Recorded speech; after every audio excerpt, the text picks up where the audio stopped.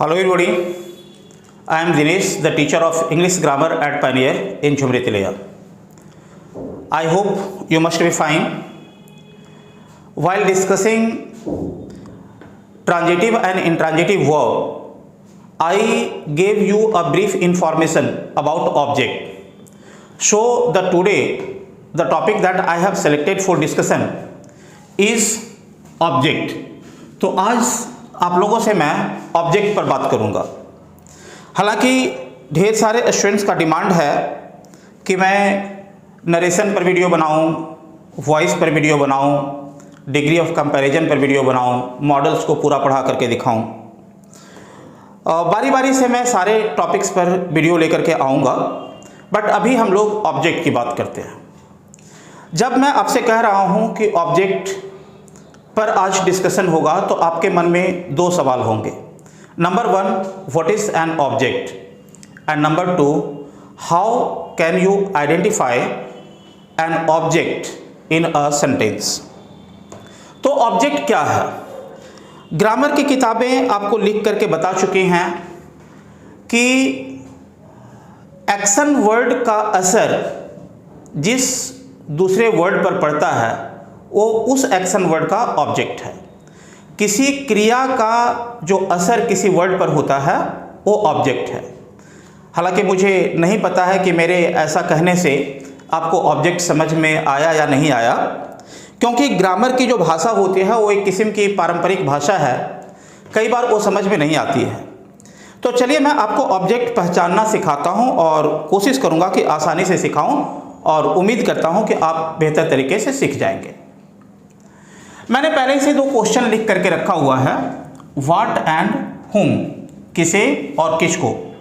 आप हुम के जगह हु भी लिख सकते हो, हु भी कर सकते हो। अगर सेंटेंस में कोई वर्ब आया है और अगर आपको पता करना है कि उसमें ऑब्जेक्ट क्या है, तो उस वर्ब से आप 2 सवाल पूछिए। पहला व्हाट, और अगर व्हाट से आंसर नहीं मिला तो हुम। इन दोनों सवालों के पूछने के बाद आपको जो उत्तर मिलता है वही उस वर्ब का ऑब्जेक्ट है। अच्छा, ऐसा जरूरी नहीं है कि आपको उत्तर मिल ही जाएगा। हो सकता है आपको व्हाट से उत्तर मिल जाए, तब हुम पूछने की जरूरत नहीं है। ऐसा हो सकता है कि आपको हुम से उत्तर मिल जाए, तब व्हाट पूछने की जरूरत नहीं है। और ऐसी भी स्थिति हो सकती है कि आपको उस सेंटेंस में व्हाट का भी आंसर मिले और हुम का भी आंसर मिले।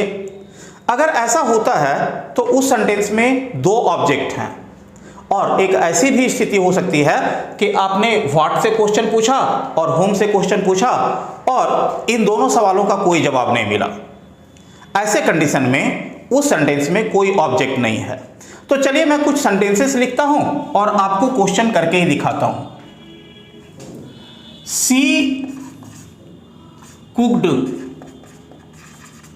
rice। अब आप अपने मन में सोचिए कि यहां पर कौन सा सवाल पूछा जा सकता है। हुम पूछा जा सकता है या व्हाट पूछा जा सकता है। She cooked rice, अगर मैं ऐसे पूछूं she cooked whom, तब तो आंसर नहीं मिलेगा।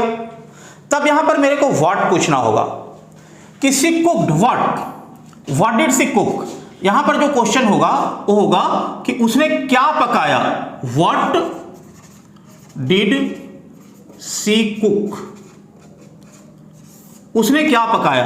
तो मेरे पास आंसर है चावल पकाया, तो राइस ऑब्जेक्ट है। अच्छा, अब यहां राइस जो है ए व्हाट का आंसर है।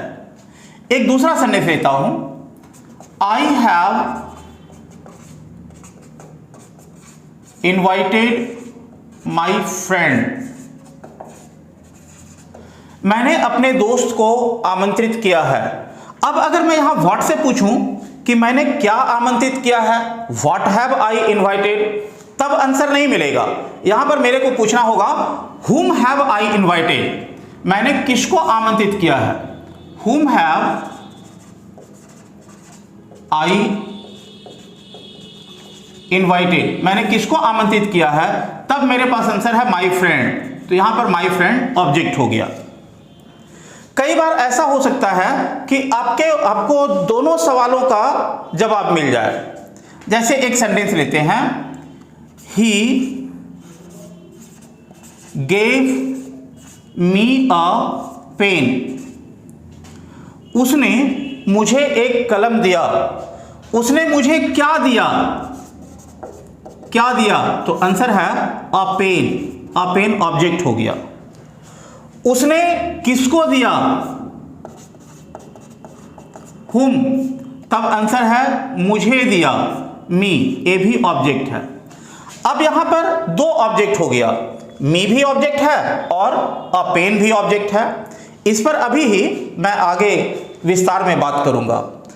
और एक दूसरा सेंटेंस लेते हैं, सी इज गोइंग टू स्कूल। वह स्कूल जा रही है। अब सवाल पूछ करके देखते हैं कि वह क्या जा रही है। दो सवाल पूछते हैं, क्या जा रही है? क्या लगता है आपके पास कोई आंसर है? वह स्कूल जा रही है। अगर मैं ऐसा कहता कि वह कहां जा रही है, तब उत्तर मिलता कि स्कूल जा रही है। लेकिन मेरा सवाल है कि वह क्या जा रही है, तो इस सवाल का जवाब नहीं है। वह किसको जा रही है?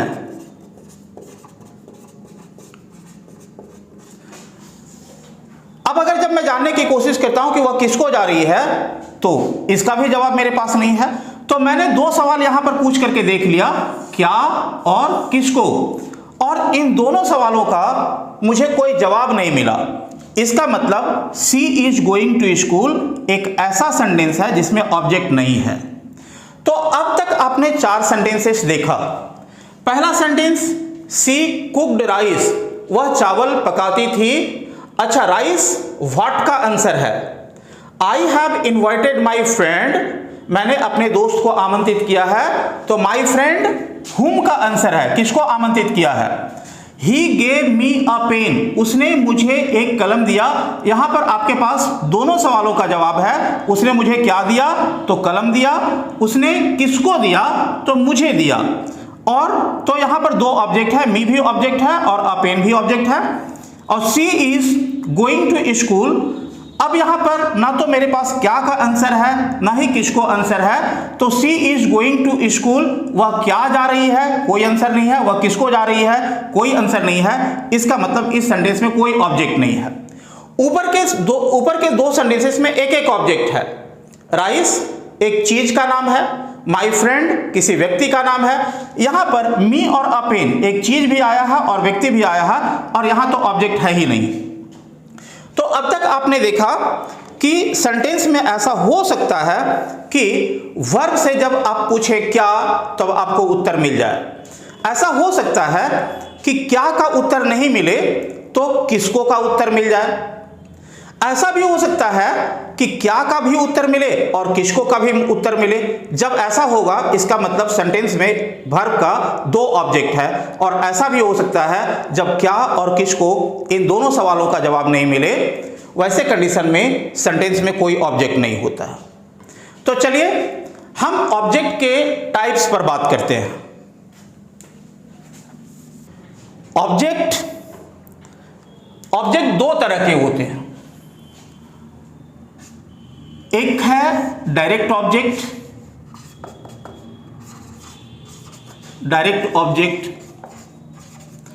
और दूसरा है indirect object.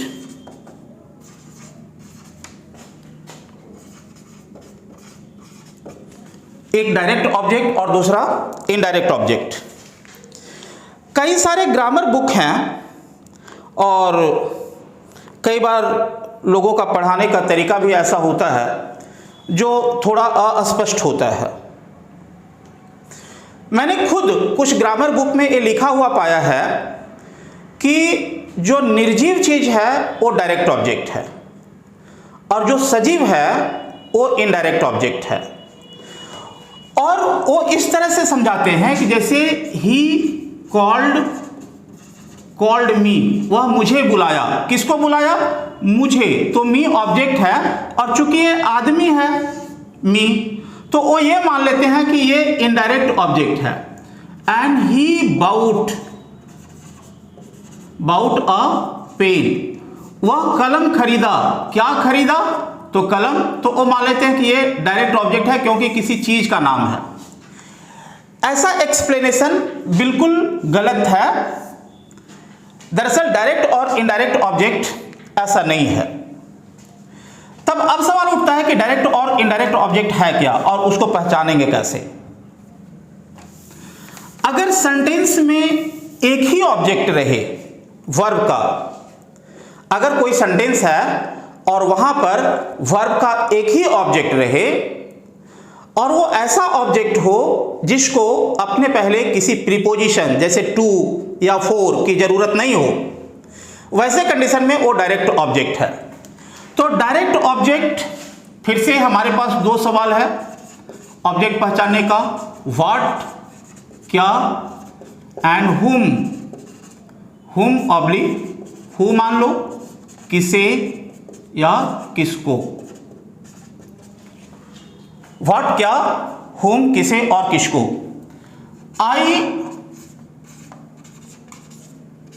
I bought a pen, मैंने क्या खरीदा?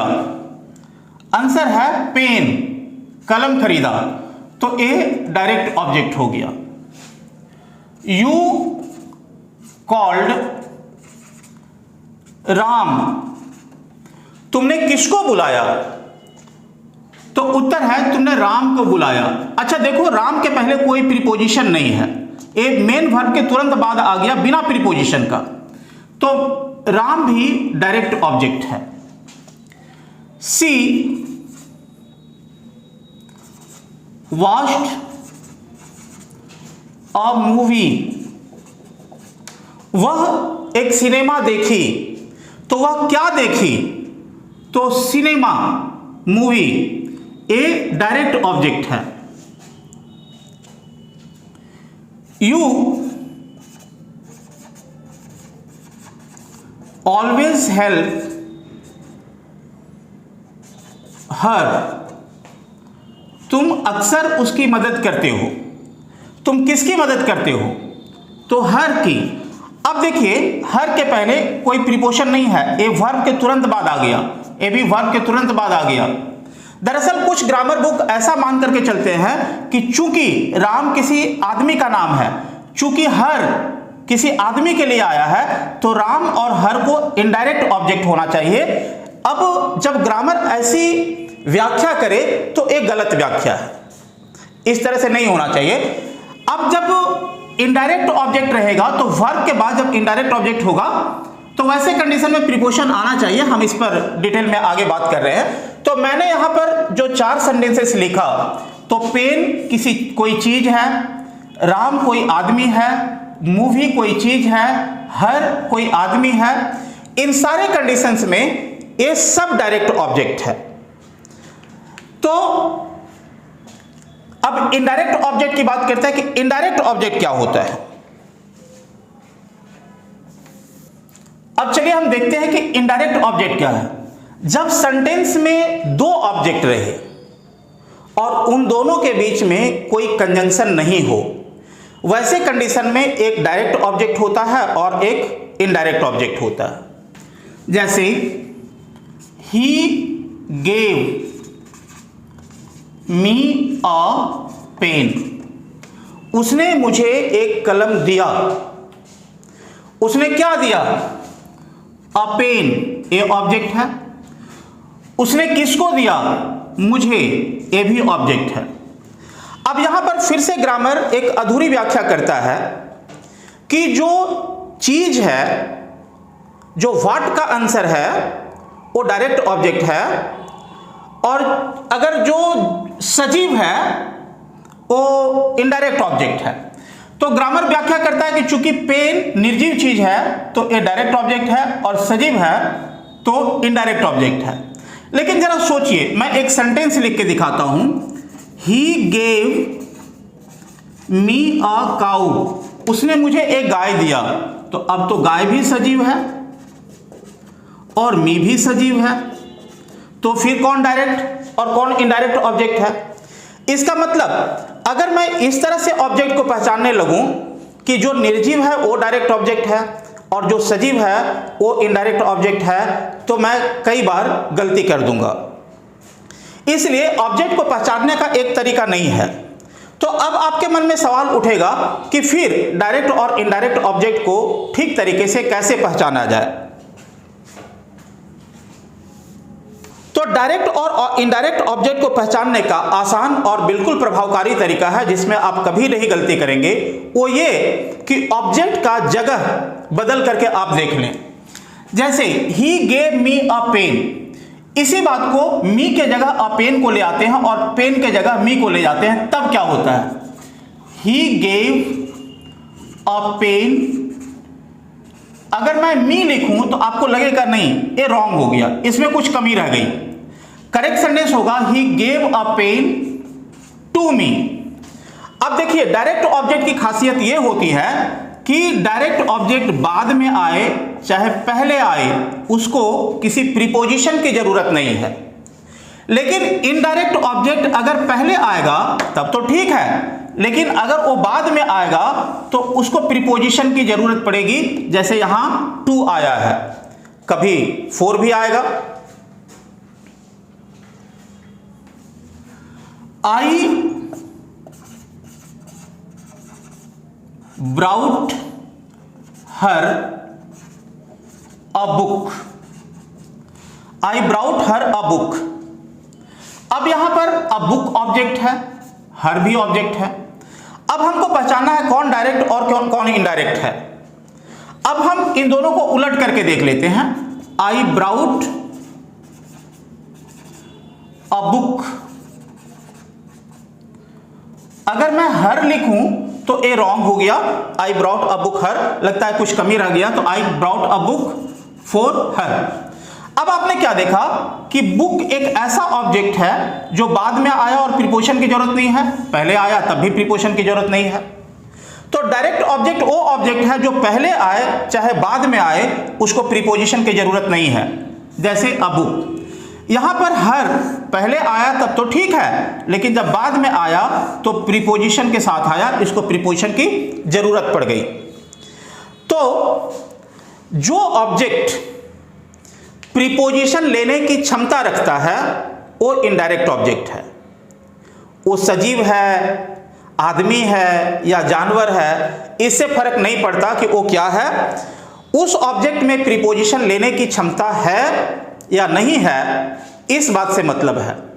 अगर कोई ऑब्जेक्ट पहले आए चाहे बाद में आए, उसको किसी भी प्रीपोजिशन के मदद की जरूरत नहीं हो तो वो डायरेक्ट ऑब्जेक्ट है। और वैसा ऑब्जेक्ट जो पहले आए तब तो ठीक है, लेकिन अगर बाद में आए तो उसको प्रीपोजिशन के मदद की जरूरत पड़ती हो, ऐसे कंडीशन में वो इनडायरेक्ट ऑब्जेक्ट है। अब आपके सामने एक सवाल आएगा कि फिर हम डायरेक्ट और इनडायरेक्ट ऑब्जेक्ट को मान लीजिए कैसे जानेंगे कि अगर बाद में आएगा तब तो टू लगा हुआ रहेगा, लेकिन अगर बाद में नहीं आया तो क्या फिर वैसे कंडीशन में हम गलती कर देंगे? अब आपको मैं पहचानने का एक आसान तरीका बताता हूं। यू ऑफर्ड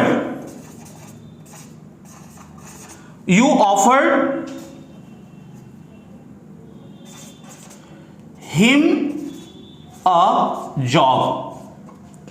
अब देखिए आपके पास दो ऑब्जेक्ट है, हिम है एक ऑब्जेक्ट और जॉब है एक ऑब्जेक्ट, और हिम और जॉब के बीच में कोई कंजंक्शन नहीं है। जब दो ऑब्जेक्ट के बीच में कोई कंजंक्शन नहीं है तो यह बात तय है कि इसमें एक डायरेक्ट ऑब्जेक्ट है और एक इनडायरेक्ट ऑब्जेक्ट है। मैं अपनी बात को फिर से रिपीट कर देता हूं। यहां मेरे पास दो ऑब्जेक्ट है, हिम है और एक अ जॉब है। You offered him a job, तुमने उसको जॉब ऑफर किया। तो जब दो में कंजंक्शन नहीं है, दो ऑब्जेक्ट के बीच में कोई कंजंक्शन नहीं है, तो यह निश्चित है कि इन दोनों में से एक डायरेक्ट है और एक इनडायरेक्ट है। तो जब कभी आपको पहचानना हो कि कौन सा डायरेक्ट ऑब्जेक्ट है और कौन इनडायरेक्ट ऑब्जेक्ट है, वैसे कंडीशन में आप लास्ट ऑब्जेक्ट को देखना और यह देखना कि लास्ट ऑब्जेक्ट के पहले प्रीपोजिशन है कि नहीं। जैसे यहां अ जॉब है, अब हम देखेंगे इसके तुरंत पहले कोई प्रीपोजिशन है कि नहीं, तो मैंने देखा कि नहीं, कोई प्रीपोजिशन नहीं है। इसका मतलब अगर जॉब इनडायरेक्ट ऑब्जेक्ट होता तब तो यहां पर प्रीपोजिशन जरूर होता। अब यहां प्रीपोजिशन नहीं है, इसका मतलब यह हुआ कि जॉब डायरेक्ट ऑब्जेक्ट है और हिम जो बच गया वो इनडायरेक्ट ऑब्जेक्ट है। इसी बात को हम पीछे करके लिख लेते हैं, you offered a job to him. अब यहां देखिए, अब यहां पर लास्ट ऑब्जेक्ट क्या है? लास्ट ऑब्जेक्ट है हिम, ए ऑब्जेक्ट है और दूसरा ऑब्जेक्ट है जॉब। दोनों के बीच में कोई कंजंक्शन नहीं है, इसका मतलब है कि एक डायरेक्ट है और एक इनडायरेक्ट है। तो हम लास्ट ऑब्जेक्ट को देखेंगे और देखेंगे कि लास्ट ऑब्जेक्ट के पहले कोई प्रीपोजिशन है कि नहीं है। तो हमने देखा कि हाँ, यहां पर प्रीपोजिशन है टू। तो जब प्रीपोजिशन है लास्ट के पहले, इसका मतलब ये इनडायरेक्ट ऑब्जेक्ट हो गया और जो बच गया वो डायरेक्ट ऑब्जेक्ट है। तो जब कभी आपके पास दो ऑब्जेक्ट हो और उन दोनों ऑब्जेक्ट के बीच में कोई कंजंक्शन नहीं हो, तो आप निश्चिंत रहें कि उन दोनों में से एक डायरेक्ट है और एक इनडायरेक्ट है। और डायरेक्ट और इनडायरेक्ट को पहचानने का आसान तरीका है कि सबसे पहले आप लास्ट ऑब्जेक्ट को देखें और यह देखें कि लास्ट ऑब्जेक्ट के ठीक पहले कोई प्रीपोजिशन आया है या नहीं। अगर लास्ट ऑब्जेक्ट से ठीक पहले कोई प्रीपोजिशन आया है, इसका मतलब लास्ट ऑब्जेक्ट इनडायरेक्ट ऑब्जेक्ट है और जो बच गया वो डायरेक्ट है। और अगर लास्ट ऑब्जेक्ट से ठीक पहले कोई प्रीपोजिशन नहीं आया है, इसका मतलब लास्ट ऑब्जेक्ट ही डायरेक्ट ऑब्जेक्ट है और जो बच गया वो इनडायरेक्ट ऑब्जेक्ट है। ऊपर में भी देख लो, I brought a book for her. अब लास्ट ऑब्जेक्ट है हर, हर के पहले प्रीपोजिशन है फॉर, इसका मतलब हर एक इनडायरेक्ट ऑब्जेक्ट हो गया और ये जो बुक बच गया वो डायरेक्ट ऑब्जेक्ट है। अब यहां पर देखें, आई ब्राउट हर अ बुक, यहां पर लास्ट ऑब्जेक्ट है बुक और हम ये देखते हैं कि बुक के पहले कोई प्रीपोजिशन नहीं है, इसका मतलब ये बुक ही डायरेक्ट ऑब्जेक्ट हो गया और हर जो यहां बचा हुआ है वो इनडायरेक्ट ऑब्जेक्ट है। ऊपर में देख लो, he gave a pen to me, he gave a pen to me, तो लास्ट ऑब्जेक्ट है मी। तो मी के पहले मैं देखूंगा कि प्रीपोजिशन आया है कि नहीं, तो यहां पर प्रीपोजिशन आया हुआ है, इसका मतलब ए इनडायरेक्ट ऑब्जेक्ट हुआ और जो बच गया पेन, ए डायरेक्ट ऑब्जेक्ट हो गया। अब ऊपर में देखेंगे, he gave me a pen, तो अ पेन के पहले कोई प्रीपोजिशन नहीं आया है, इसका मतलब पेन डायरेक्ट ऑब्जेक्ट है और जो बच गया मी वो इनडायरेक्ट ऑब्जेक्ट है। अब मेरा ख्याल है कि इस डिस्कशन के बाद आप ऑब्जेक्ट पहचानना सीख गए हैं। डायरेक्ट और इनडायरेक्ट ऑब्जेक्ट को आप आसानी से अलग कर लेंगे, आसानी से पहचान लेंगे। यहां पर मैं ये बता रहा था कि जब दो ऑब्जेक्ट आए और दोनों के बीच में कोई कंजंक्शन नहीं हो, तो निश्चित रूप से एक डायरेक्ट होगा और एक इनडायरेक्ट होगा। लेकिन अगर दो ऑब्जेक्ट के बीच में कंजंक्शन हो, चलिए मैं उस पर बात करता हूं। अभी तक के डिस्कशन में हम लोगों ने देखा कि अगर हमारे पास एक ही ऑब्जेक्ट है और वो वर्ब के तुरंत बाद बिना प्रीपोजिशन के मदद के आ रहा है, तब वो डायरेक्ट ऑब्जेक्ट है। वो चाहे सजीव हो या निर्जीव हो, इस बात से कोई फर्क नहीं पड़ता। अच्छा, हमारे पास अगर दो ऑब्जेक्ट हो और उन दोनों के बीच में कोई कंजंक्शन नहीं रहे, तो निश्चित रूप से एक डायरेक्ट ऑब्जेक्ट है और दूसरा इनडायरेक्ट ऑब्जेक्ट है। तो डायरेक्ट और इनडायरेक्ट को पहचानना तो आप सीख गए। सबसे पहले आप लास्ट ऑब्जेक्ट को देखिए और यह पता करिए कि लास्ट ऑब्जेक्ट के तुरंत पहले प्रीपोजिशन आया हुआ है कि नहीं। अगर लास्ट ऑब्जेक्ट के पहले प्रीपोजिशन नहीं है, इसका मतलब लास्ट ऑब्जेक्ट डायरेक्ट ऑब्जेक्ट है और जो बचा हुआ है वो इनडायरेक्ट है। और अगर लास्ट ऑब्जेक्ट के तुरंत पहले कोई प्रीपोजिशन आया हुआ है, इसका मतलब लास्ट ऑब्जेक्ट इनडायरेक्ट ऑब्जेक्ट है और जो बचा हुआ है वो डायरेक्ट ऑब्जेक्ट है। लेकिन कई बार अगर कंजंक्शन आ जाए दो ऑब्जेक्ट के बीच में, जैसे he bought a pen and a pencil, he bought a pen and a pencil. अब यहां पर सवाल पूछेंगे कि उसने क्या खरीदा, तो एक ही सवाल में हमारे पास ये दोनों जवाब मिल जाते हैं, अ पेन एंड अ पेंसिल। उसने क्या खरीदा? उसने एक कलम और एक पेंसिल खरीदा। तो अ पेन एंड अ पेंसिल, ये दोनों चूंकि एंड से जुड़ा हुआ है, ये दोनों डायरेक्ट ऑब्जेक्ट है।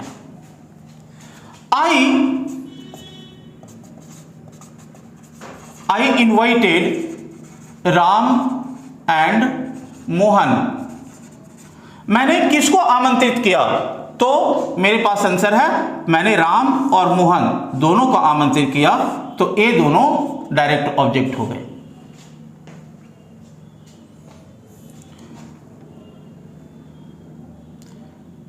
सी has given money to me and you. She has given money to me and you. अब देखिए उसने क्या दिया, उसने पैसा दिया, ए ऑब्जेक्ट है। किसको दिया, तो उसने दो लोगों को दिया, मुझे दिया और आपको दिया। ये दोनों को, मी और यू को एक यूनिट मान लेंगे, ये एक ऑब्जेक्ट हो गया, ये दोनों मिलकर के एक ऑब्जेक्ट हो गया। जैसे राम एंड मोहन एक ऑब्जेक्ट हो गया था, यहां पर पेन एंड पेंसिल एक ऑब्जेक्ट हो गया था, उसी तरह से टू मी एंड यू एक ऑब्जेक्ट हो गया है।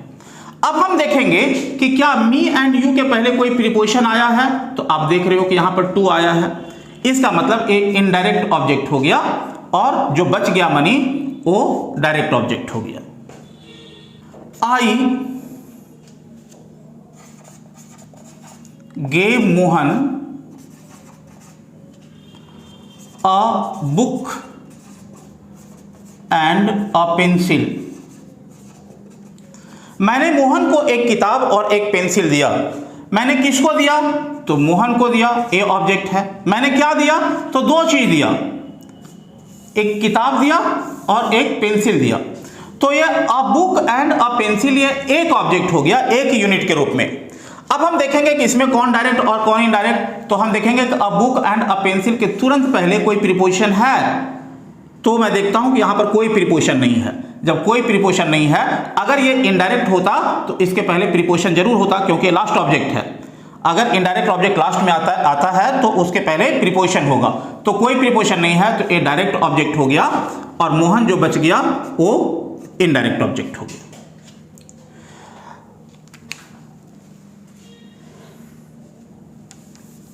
One last thing that I would like to discuss you is कि यह जरूरी नहीं है कि ऑब्जेक्ट के बाद आने वाला जो वर्ड है, वर्ब के बाद आने वाला जो वर्ड है वो ऑब्जेक्ट ही हो। नहीं, वर्ब के बाद कुछ भी हो सकता है। अगर वो इन दोनों सवालों का जवाब नहीं है, अगर वो क्या और किसको का जवाब नहीं है, तो वो चाहे कुछ और हो, ऑब्जेक्ट तो नहीं होगा। जैसे सी राइट्स, सी सब्जेक्ट है, राइट्स वर्ब है, स्लोली वह धीरे धीरे लिखती है। अच्छा, अगर मैं यहां पर पूछूं कि वह क्या लिखती है, तब आंसर नहीं है। अगर यहां पूछूं कि वह किसको लिखती है, तब आंसर नहीं है। यह स्लोली जो है, अगर मैं ऐसा सवाल पूछूं कि वह कैसे लिखती है, तो धीरे धीरे, तो यह एडवर्ब हो गया। कैसे का जब जवाब मिलेगा तो एडवर्ब है। अगर ऑब्जेक्ट होता तो फिर क्या और किसको का जवाब मिलता। तो सी राइट्स स्लोली, तो इसमें इस सेंटेंस में कोई ऑब्जेक्ट नहीं है, ये एडवर्ब हो गया, ये ऑब्जेक्ट नहीं है। You will go to the market, तुम बाजार जाओगे। अब सवाल पूछते हैं कहां जाओगे, तब तो आंसर है कि तुम बाजार जाओगे। लेकिन अगर मैं सवाल पूछूं कि तुम क्या जाओगे, तो आंसर नहीं है। तुम किसको जाओगे, तो आंसर नहीं है। तो ये जो सेंटेंस है, इसमें ये सेंटेंस क्या और किसको का जवाब नहीं दे पा रहा है, इसका मतलब इस सेंटेंस में ऑब्जेक्ट नहीं है। यहां वाले सेंटेंस में भी ऑब्जेक्ट नहीं था, इसमें भी ऑब्जेक्ट नहीं है। तो ये था आज का discussion, direct and indirect object. I hope you have understood it very clearly. I would like to meet you next time with my next video on a new topic. Thank you.